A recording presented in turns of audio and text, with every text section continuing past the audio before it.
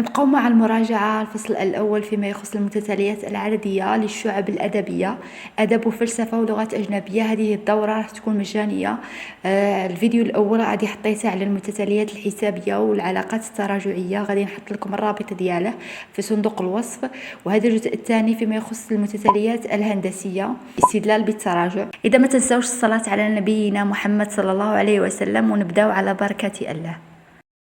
اذا ما تنساوش الاشتراك في القناه وتفعلوا زر الجرس هكذا باش يلحقكم كل جديد نحطها في القناه ديالي. اذا المتتاليه الهندسيه تعرفها. نقول انا متتاليه في ان هندسيه حدها الاول في صفر واساسها ك عدد حقيقي غير معدوم، يعني ما يكونش يساوي الصفر.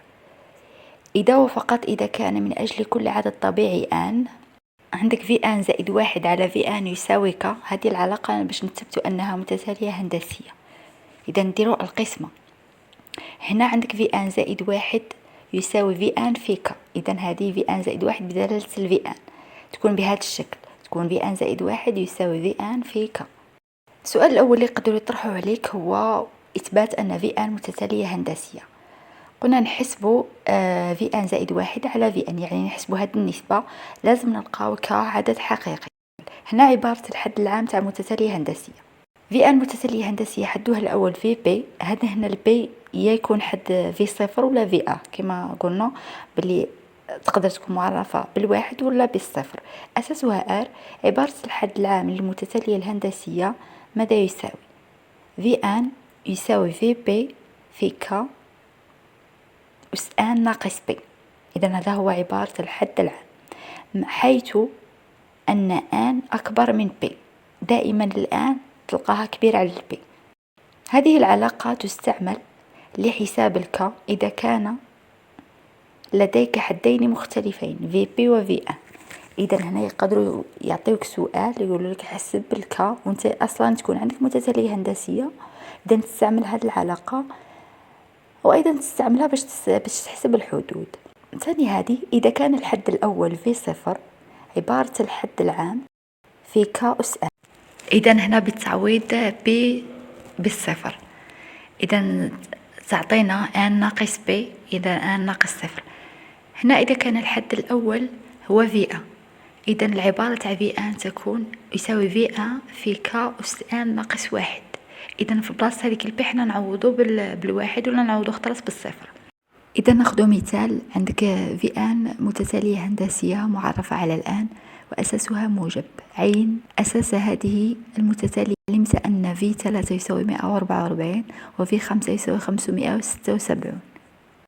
إذا عندك يعني نخرجوا الك من هذيك العلاقات ولينا ك أس ان ناقص بي يساوي في ان على في بي. ان أكبر من البي، يعني ان يساوي عندك 5 لازم تكون كبيرة على 3. إذا رفضوا ان يساوي 5 ك أس ان ناقص بي اللي هي 5 ناقص 3 يساوي إذن في ان اللي هو في 5 في بي اللي هو في 3. إذن هنا نعوضوها في 5 576 على 144. عندك في 5 على في 3 ويساوي 4. ك أس 2 يساوي 4. كما تعرفوا هذه مربع، يعني دائما تكون ك يساوي 2 وك يساوي ناقص 2، يعني ك يساوي 2 أس 2 هو 4 وناقص 2 أس 2 هو يساوي 4. إذا ما هي القيمة اللي نرفدوها؟ مادام عطاك بلي الأساس موجب، إذا نرفدو 2 ك يساوي 2. ثاني تستعمل في حساب الحدود بدلالة حتم، يعني مثلا يعطيك حد شحال يساوي ويطلب منك حساب حد آخر. مثال هنا احسب الحد في 10.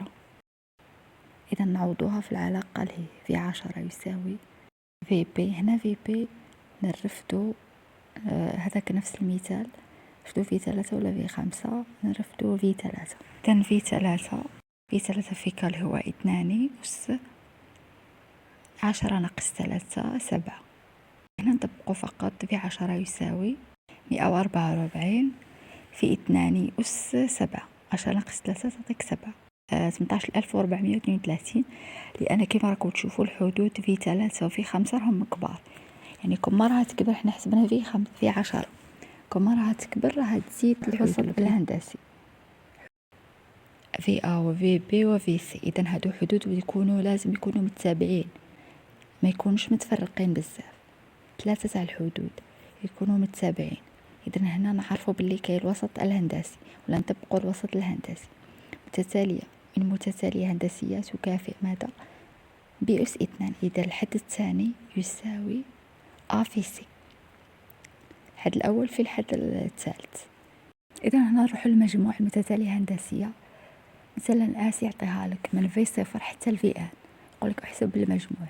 القانون هذا يحفظ آس يساوي في صفر الحد الأول، دائما الحد الأول في 1 ناقص كا أس آن زائد 1. هنا آن زائد 1 هما عدد الحدود، آن ناقص صفر زائد 1 تعطينا آن زائد 1. إذا هنا نوريكم القانون تاعه. إذا عدد الحدود دائما يحسب هكذا، الحد الأخير ناقص الحد الأول زائد 1. إذا هنا الحد الأخير آن ناقص الحد الأول 0 زائد 1 يعطيك آن زائد 1.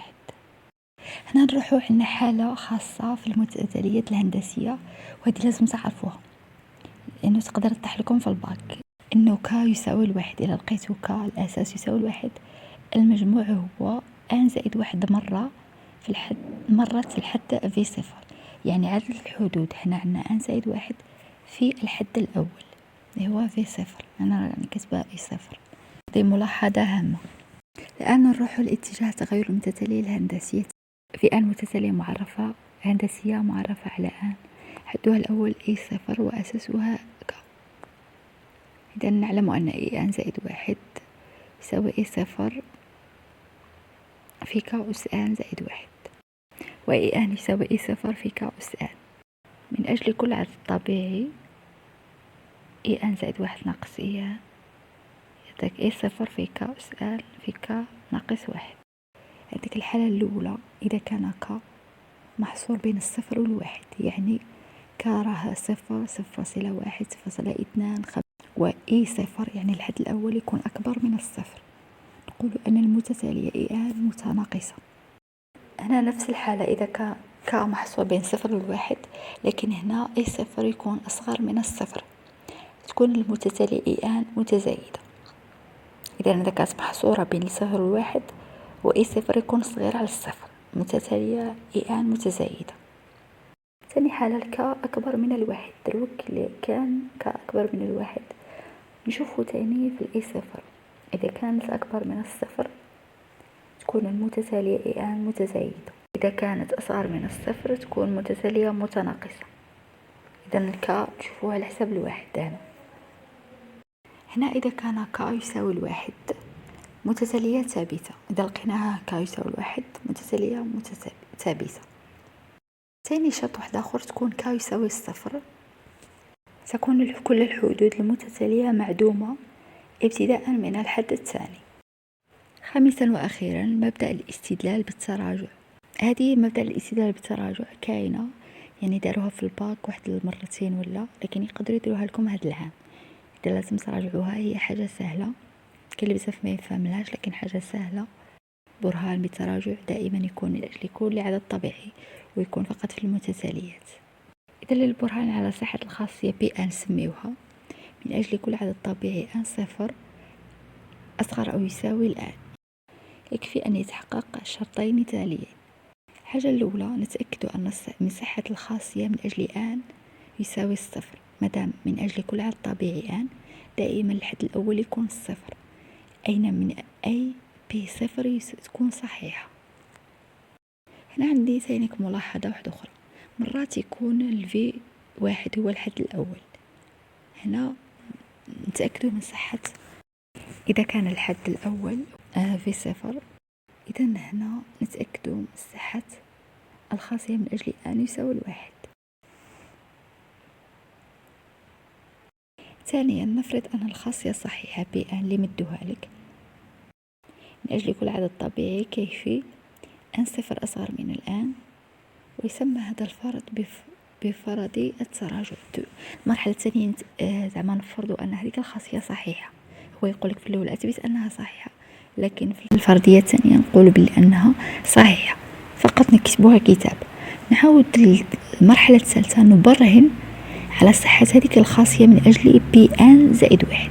في الأول كانت بي من أجل صفر، ياك تدربوا قبل تأكدوا من أجل بي ان زائد واحد. إذا كانت الحد الأول صفر، إذا الحد الثاني هو ان زائد واحد اللي هو الواحد. ولا كانت مبدية بالحد الأول اللي هو في ا، إذا نتأكدوا من صحة الخاصية من أجل بي ان زائد واحد اللي هو اثنان. تولي في واحد زائد واحد تعطيك اثنان. فهمتوني هنا؟ ان زائد اثنان ماشي ان زائد واحد. تأكدوا من هذيك الصورة. عندئذ من نتأكدوا منها نقول بأن الخاصية بي ان صحيحة من أجل كل رتبة ان صفر أصغر من ان. نعطيكم مثال هكذا بين أول مرة نديرها أنا في القناة تاعي، مانيش دايرة البرهان بالتراجع. إذا حبيتوا نزيد لكم تمارين على البرهان بالتراجع كتبوا لي في التعليقات. إذا ناخذ هذا المثال. عندك متتالية معرفة بفي ان زائد واحد يساوي اثنان في ان ناقص واحد. السؤال يقول برهن بالتراجع أنه من أجل كل عدد طبيعي ان في ان يساوي 3 في 2 أس ان زائد واحد، مع أن في صفر يساوي 4. إذا هذه هنا نبرهنوا عليها بالتراجع. إذا بالتراجع قلنا يفوتوا على 3 مراحل. المرحلة الأولى نبرهن أنها من أجل بي يساوي الصفر، بما أن المتتالية كما راكم تشوفوا راها تبدي من الصفر. إذا نشوفوا بي يساوي الصفر. إذا بي يساوي الصفر غادي نعوضوا في الفي ان، يعني في هذيك من أجل كل عدد طبيعي ان ثم تعوضيه في صفر. إلا لقيتيها 4 يعني نقولوا أنها صحيحة. إلا ما لقيناش 4 ماشي صحيحة، وهي دائما نلقاوها صحيحة. الحاجة الأولى نكتبوا نسمي الخاصية، يعني هذه الخاصية نسميها ببي ان. هذا ما كان يعني نعطيوها اسم فقط. إذا نكتبوا هكذا نبرهن من أجل كل عدد طبيعي ان يساوي الصفر. وين نعوضوه في المعادلة اللي مدوها لنا اللي قالوا لنا برهن عليها بالتراجع. نعوضوا إذا الآن نعوضوها بالصفر. إذا تعطيك في صفر يساوي 3 في 2 أس ان يعني أس صفر، إذا زائد واحد، ويساوي نبداو نحسبوا هنا. عندك 3 في 2 أس صفر، 2 أس صفر يساوي واحد. إذا نحسبوها لقيناها 4. إذا مادام لقيناها 4 وأصلا هما راه مدينا في المتتالية الفوق في صفر يساوي 4 يعني متساويين، يعني أن المرحلة الأولى مبرهنة صحيحة. إذا من أجل بي يساوي الصفر صحيحة.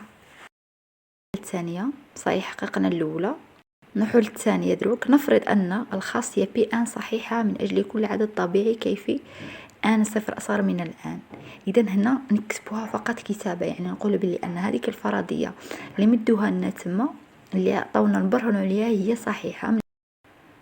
نفرض أن الخاصية صحيحة. كتبوا في ان يساوي 3 في 2 أس ان زائد واحد. المرحلة الثالثة والأخيرة هذه من أجل بي ان زائد واحد. تكتبي في ان زائد واحد.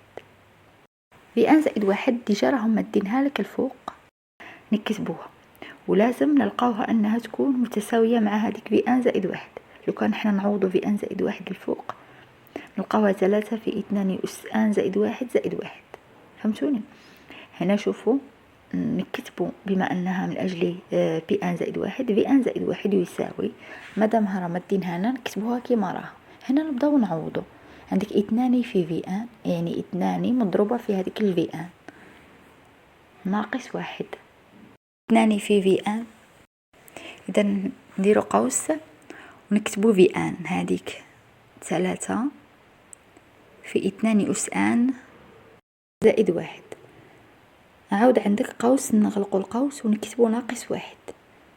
2 في 3 في 2 أس ان هي راه مضروبة 2 في 3، لكن حنا نكتبوها باش تعطينا في ان. نكتبوا 2 في 3 عاود 2 راها مضروبة في 2 أس ان يعني تعطيك 2 أس ان في 2. فهمتوني؟ يعني احنا دروك حنا نكتبوا مش حنا نحسبوا نيشان. مش ما نقولوش مثلا 2 في 3 تعطينا 6 نكتبوا 6، لا حنا فقط نكتبوه هكذا باش تعطينا الفي ان نيشان، فهمتوني؟ ثم عندك اثنان راها مضروبة في الواحد تعطيك زائد اثنان، نزيدو نكتبوه ناقص واحد. اذا في ان زائد واحد ماذا يساوي؟ 3 في 2 أس ان زائد واحد وهي نفسها في ان زائد واحد. لو كان مثلا نعوضو بان زائد واحد في المتتالية في ان نلقاوها نفسها في ان زائد واحد. إذا الخاصية صحيحة بان زائد واحد لقيناها صحيحة. إذا نكتبو إذا الخاصية بان زائد واحد صحيحة حسب الاستدلال بالتراجع. اذا نكونوا كملنا الدرس، ان شاء الله تكونوا استفدتوا. ان شاء الله ديجا احنا حاطين فيديوهات من قبل على المتتاليات الهندسيه، هذا فقط درس راني نعاوده لكم هكذا باش تراجعوا من جديد. اذا ما تنسوش الاشتراك في القناه وتعملوا لايك للفيديو وتبارطاجيو ثاني الفيديو مع الاصدقاء ديالكم باش تعم الفائده. اذا نتلاقاو في فيديو قادم.